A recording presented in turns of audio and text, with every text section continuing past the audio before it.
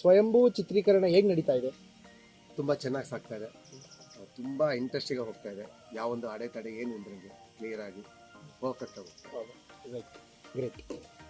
Next question, ಸಿನಿಮಾದ ಸಂದೇಶವೇನು?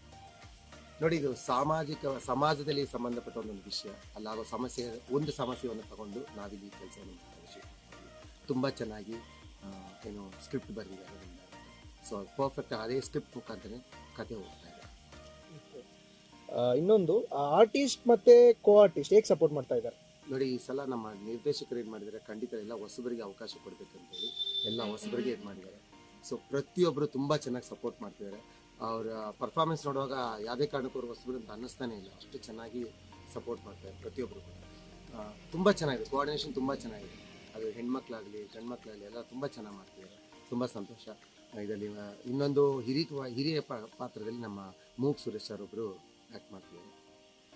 Okay, ಅದೇ ನನ್ನ ನೆಕ್ಸ್ಟ್ ಕ್ವಶನ್ ಇತ್ತು, ಆ ಪಾತ್ರದ ಬಗ್ಗೆ ನೀವು ಮಾತಾಡಿ ಅಂತ. ಸೊ ಚಿತ್ರದಲ್ಲಿ ಮುಖ್ಯ ಪಾತ್ರದ ಬಗ್ಗೆ ನಿಮ್ಮ ಅಭಿಪ್ರಾಯ? ನೋಡಿ, ಮುಖ್ಯ ಪಾತ್ರ ಅಂತ ನಾನು ಹೇಳೋಕ್ಕಾಗಲ್ಲ, ಯಾಕೆ ಈ ಚಿತ್ರದಲ್ಲಿ ಮಾಡ್ತಿರೋ ಪ್ರತಿಯೊಂದು ಪಾತ್ರಕ್ಕೂ ಕೂಡ ಮುಖ್ಯ ಪಾತ್ರಗಳೇ. ಆ್ಯಂಡ್ ಮುಖ್ಯ ಪಾತ್ರ ಒಂದು ಪಾತ್ರ ಮಾತ್ರ ಪರ್ಟಿಕ್ಯುಲರ್ ಹೇಳೋದು ತುಂಬ ಕಷ್ಟ ಆಗುತ್ತೆ. ಯಾಕಂದರೆ ಈ ಕಥೆಯಲ್ಲಿ ಎಲ್ಲರಿಗೂ ಸಂಬಂಧ ಇದೆ. ಈ ಕಥೆಯಲ್ಲಿ ಪ್ರತಿಯೊಂದು ಕ್ಯಾರೆಕ್ಟರ್ ಕೂಡ ಸಂಬಂಧಪಟ್ಟಿದೆ. ಅದರಿಂದ ನಾನು ಮುಖ್ಯ ಪಾತ್ರ ಅಂತ ಒಬ್ಬರ ಹೆಸರು ಹೇಳೋಕ್ಕೆ ನಾನು ಇಷ್ಟಪಡೋದೇ ಇಲ್ಲ. ಹೇಗೆ ನಡೀತಿದೆ ಅನ್ನೋದು ನೀವೇ ನೋಡ್ತಾ ಇದ್ದೀರಲ್ಲ, ಎಲ್ಲ ತುಂಬ ಚೆನ್ನಾಗಿ